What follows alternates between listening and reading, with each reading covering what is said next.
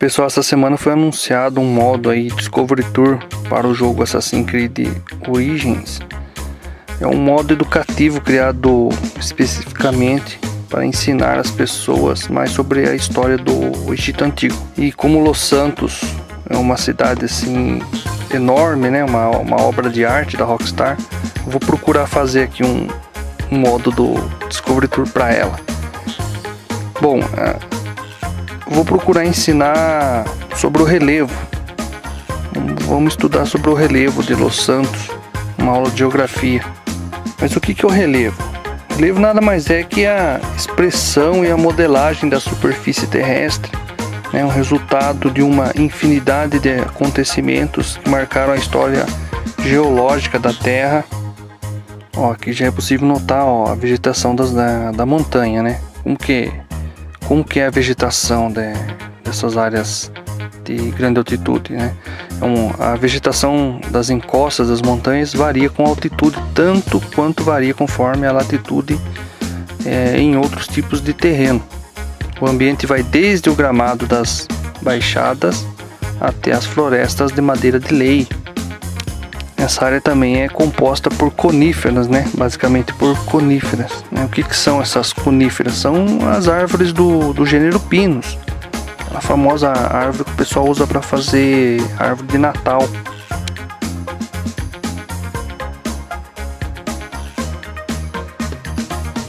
Nessa área aqui é bem nítido as montanhas, né? As montanhas são um tipo de relevo caracterizado pelas suas acentuadas elevações, né? Ou seja, é a parte da superfície que apresenta as maiores altitudes e as mais intensas declividades. Quando elas apresentam-se em um conjunto extenso, recebem o nome de cadeias montanhosas ou também podem ser chamadas de cordilheiras.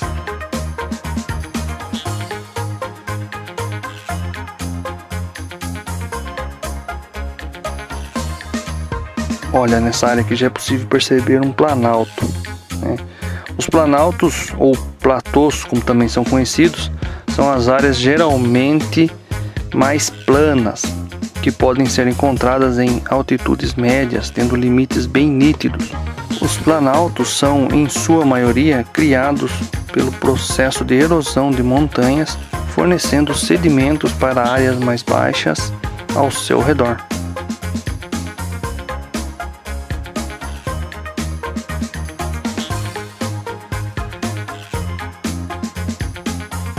Aqui já é o talude continental, né? O que seria isso, né? É uma unidade do relevo submarino que se forma imediatamente após a plataforma continental. Tem origem sedimentar e inclina-se até o fundo do oceano.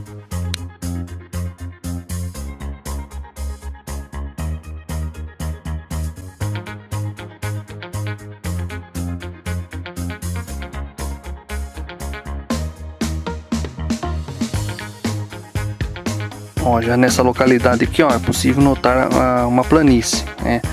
As planícies são as áreas planas, sempre em altitudes mais baixas, geralmente próximas ao nível do mar e vizinhas a planaltos, criadas através de vales fluviais ou em áreas litorâneas.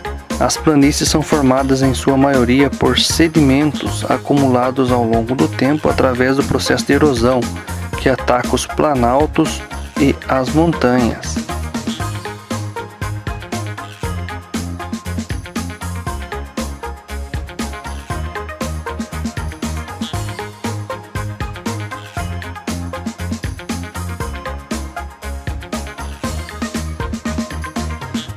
Olha que interessante, pessoal, aqui já é uma nascente, onde nasce a água e vai encontrar com outros riachos, né? Nascentes são manifestações superficiais de lençóis subterrâneos que dão origem a cursos d'água. Toda nascente representa um ponto por onde parte da água do lençol alcança a superfície do solo. É como se fosse uma torneira do lençol sempre aberta, né? Uma nascente também é conhecida como olho d'água, mina d'água, fio d'água, cabeceira e fonte. Nada mais é, né, que o aparecimento na superfície do terreno de um lençol subterrâneo dando origem a cursos d'água. As nascentes são fontes de água que surgem em determinados locais da superfície do solo e são facilmente encontradas no meio rural. elas correspondem ao local onde se inicia um curso d'água, seja grande ou pequeno. As nascentes se formam quando o aquífero atinge a superfície e, consequentemente, a água armazenada no subsolo jorra na superfície do solo.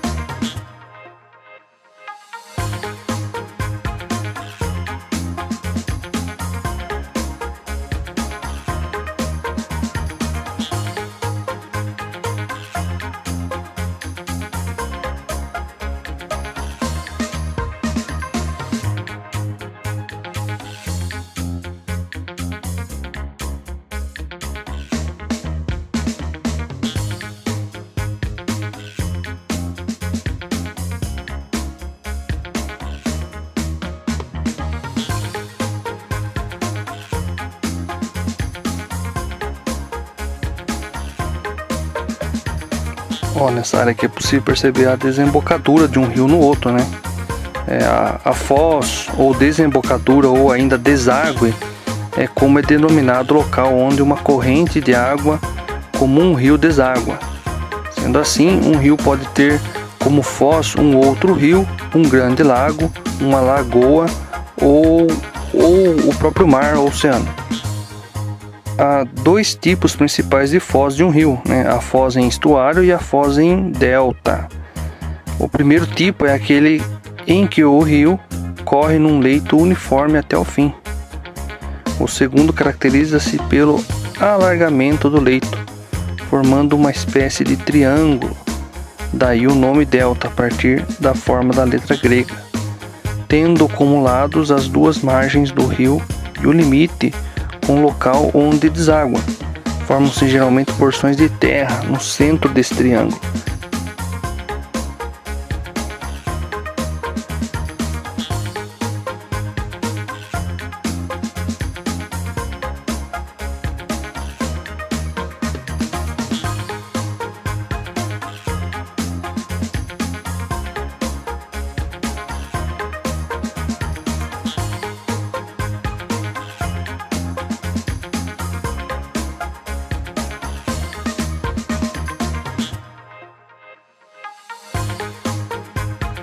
Olha, aqui já é possível perceber uma planície aluvial, né? Popularmente conhecida como várzea. Essas planícies aluviais são áreas inundáveis afetadas pelas cheias anuais e periódicas. Têm forma alongada e são compostas por sedimentos finos e matéria orgânica em abundância, que ficam em suspensão quando ocorre o extravasamento das águas e depois se depositam formando camadas laminares de sedimentos.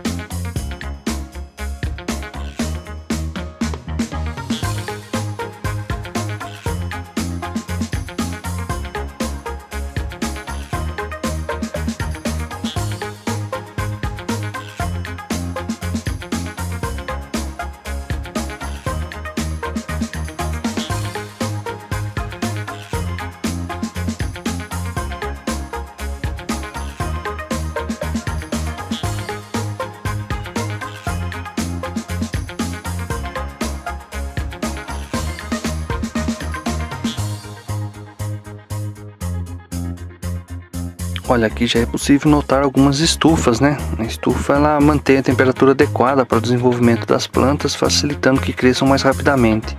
E aqui é possível perceber que é uma estufa de tomate.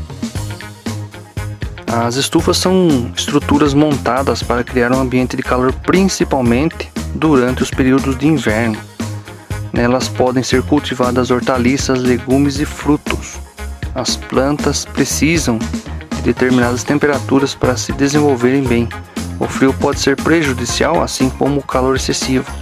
A umidade relativa do ar também pode atrapalhar no desenvolvimento das plantas. Para isso, a estufa foi criada. Afinal, um ambiente protegido pode evitar todos esses tipos de problemas, evitando que as plantas fiquem protegidas das intempéries climáticas.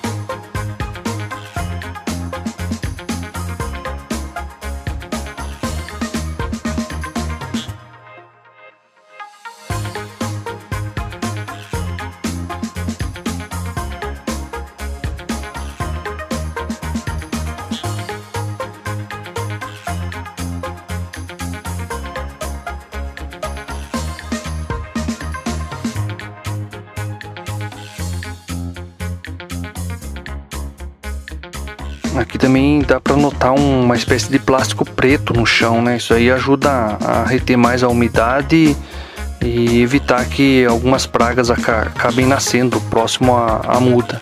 É uma técnica que foi desenvolvida em Israel e é muito utilizado pelos agricultores. Essa aqui já é uma área de descanso, O solo está numa espécie de modalidade de descanso. Então, logo após o pessoal produzir, eles desmontam, a estufa e deixam o solo em repouso para futuramente plantarem novamente.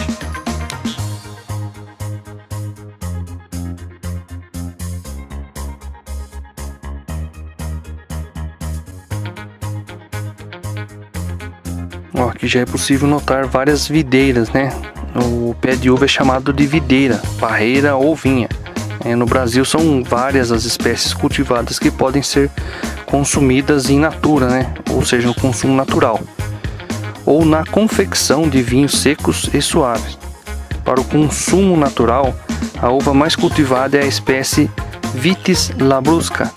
Seu nome popular é Niagara rosada e Niagara branca. A Niagara rosada é aquela uva comercializada normalmente na beira da estrada. Outras uvas cultivadas em casa são a Bordeaux, a Concorde e a Itália. Vou comentar aqui só um pouquinho do benefício das uvas, As uvas possuem diversas propriedades benéficas à saúde. Elas protegem o sistema circulatório e o coração. Têm propriedades antioxidantes, o que significa que impedem a ação de radicais livres no organismo, apresentam características anti-inflamatórias, inibem a aglomeração das plaquetas sanguíneas, reduzindo os riscos de ocorrência de infartos e derrames, além de impedir alguns processos desencadeadores do câncer. A fruta ainda é boa fonte de vitamina C e complexo B, rica em minerais como magnésio, enxofre, ferro, cálcio e fósforo, indispensáveis a uma boa saúde.